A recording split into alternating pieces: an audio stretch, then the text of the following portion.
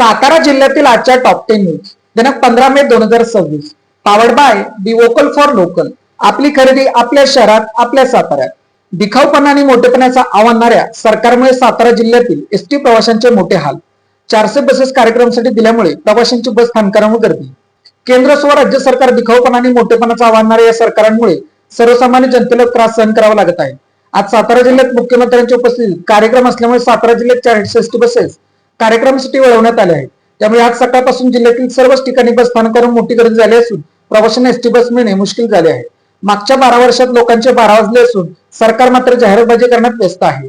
सातारा येथे मुख्यमंत्र्यांच्या उपस्थितीत घर वाटपाच्या कार्यक्रमाला लाभार्थी कमी पडल्याने जिल्ह्यातील मुख्याध्यापकांसह शिक्षकांना ऐन होण्याच्या सुट्टीत उपस्थित राहण्याचे फरमान.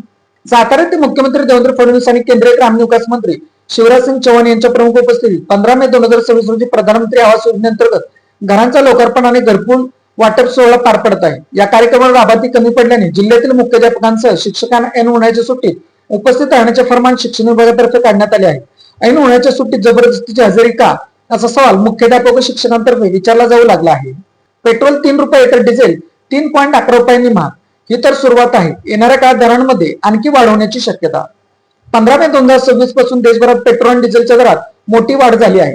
तेल कंपन्यांनी पेट्रोल 3 रुपये तर डिझेल 3.11 रुपयांनी महाग केले आहे. आंतरराष्ट्रीय बाजारात कच्च्या तेलाच्या वाढत्या किमती आणि पश्चिम आशियातील तणावामुळे ही दरवाढ करण्यात आली आहे. ही तर सुरुवात आहे. येणाऱ्या काळात या दरांमध्ये आणखी वाढवण्याची शक्यता वर्तवली जात आहे. खरीप हंगामाच्या तोंडावर खतांच्या किमतीत वाढ, शेतकरी हवालदिल.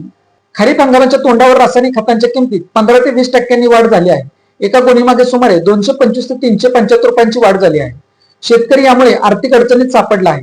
एनपीके, डीएपी यासारख्या खतांचे दर गगनाला भिडल्याने उत्पादन खर्च वाढला असून ऐन पेरणीच्या काळात शेतकऱ्यांचे नियोजन कोलमडले आहे.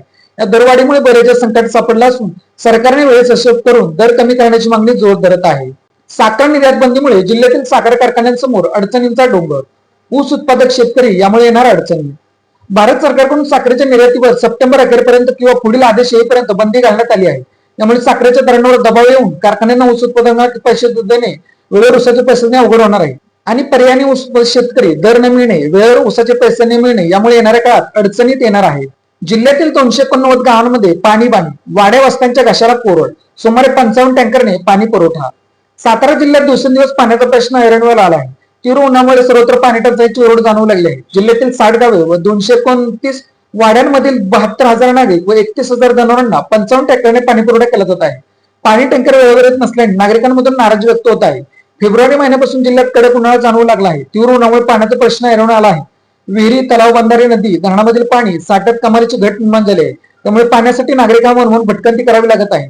दिवसेंदिवस टँकरची मागणीही वाढू लागली आहे. जिल्ह्यात स्मार्ट आरोग्य केंद्रांचा गाचावजा, सुविधा मात्र व्हेंटिलेटरवर. राज्यातील महायुती सरकारकडून विकास कामांचे मोठमोठे दावे केले जात असताना प्रत्यक्षात ग्रामीण भागातील आरोग्य व्यवस्थेची अवस्था चिंताजनक असल्याचे चित्र सातारा जिल्ह्यात दिसून येत आहे. जिल्ह्यातील अनेक प्राथमिक आरोग्य केंद्रांना स्मार्ट प्राथमिक आरोग्य केंद्र बनवण्याच्या नावाखाली कोट्यावधी रुपयांचा खर्च करण्यात आला. मात्र एवढा मोठा निधी खर्चूनही आजही अनेक ठिकाणी मूलभूत सुविधा अपुऱ्या असल्याने सर्वसामान्य नागरिकांमधून तीव्र नाराजी व्यक्त होत आहे. आरोग्य केंद्रांची इमारत स्मार्ट करण्यापेक्षा तेथील सेवा आणि सुविधा स्मार्ट असणे अधिक गरजेचे आहे. शासनाने केवळ दिखाऊ विकासावर भर न देता ग्रामीण आरोग्य व्यवस्थेतील मूलभूत समस्या तातडीने सोडव्यात अशी मागणी नागरिकांच्याकडून होत आहे. सातारा लोणंद राज्य मार्गावरील अपघातांची मालिका थांबता थांबेना.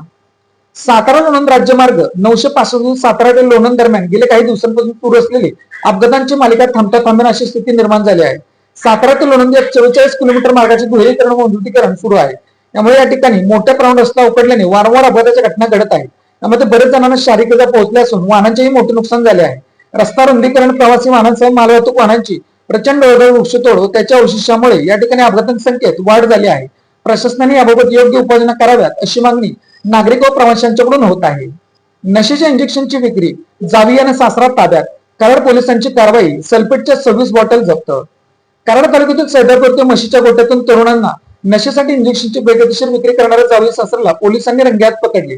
या कारवाईत मेफेंटरिन सल्फेट या इंजेक्शनच्या 26 बॉटलचं मोबाईल असा सुमारे 36,000 रुपयांचा मुद्देमाल जप्त करण्याची कारवाई बुधवारी मध्यरात्रीच्या सुमारास पोलिसांनी केली. या प्रकरणी सुरेश नंदू कटरे वय 63 राहणार सैदापूर आणि विकास भगवान सातपुते वय 40 राहणार सिद्धिविनायक कॉलनी सैदापूर विद्यानगर तालुका कराड अशी ताब्यात घेतलेल्यांची नावे आहेत. तापळ दुर्घटनेतील बेपत्ता चालकाचा मृतदेह सापडला. लाईफ जॅकेटमुळे पर्यटक दाम्पत्याचे प्राण वाचले. कोयना धरणाच्या श्री छत्रपती शिवाजी महाराज जलाशयात सावरी सोनाट पुलानजीक बुधवारी दिनांक 13 मे रोजी बोट दुर्घटनेत वादविवादात पलटी झालेल्या बोटीत मुंबईचे पर्यटक दाम्पत्य पोहोचून सुरक्षित बाहेर निघाले. मात्र बोट चालक बेपत्ता झाला होता. या बेपत्ता बोट चालकाचा मृतदेह गुरुवार दिनांक 14 मे रोजी दुपारी 12:30 वाजता सुमारास सापडला. रुपेश धोंडीबा तांबे वय 25 राहणार तापोळा असे मृत चालकाचे नाव आहे. या घटनेमुळे तापोळा परिसरात हळहळ व्यक्त होत आहे. Made in Satara bag. Satara शहरातील महिलांनी बनवलेल्या उत्तम प्रकारच्या बॅग. संपर्क 9594 415 115. Lalit tailors. Look good feel good. शाळा, कॉलेज, विविध व्यवसाय या ठिकाणी लागणारे जॅकेट बनवून मिळवण्याचे योग्य ठिकाण पवई नाका सातारा. सातारा जिल्ह्यातील अशाच विश्लेषणात्मक बातम्यांसाठी जिल्हा सातारा या न्यूज चॅनलच्या सर्व सोशल मीडिया प्लॅटफॉर्मला फॉलो करा.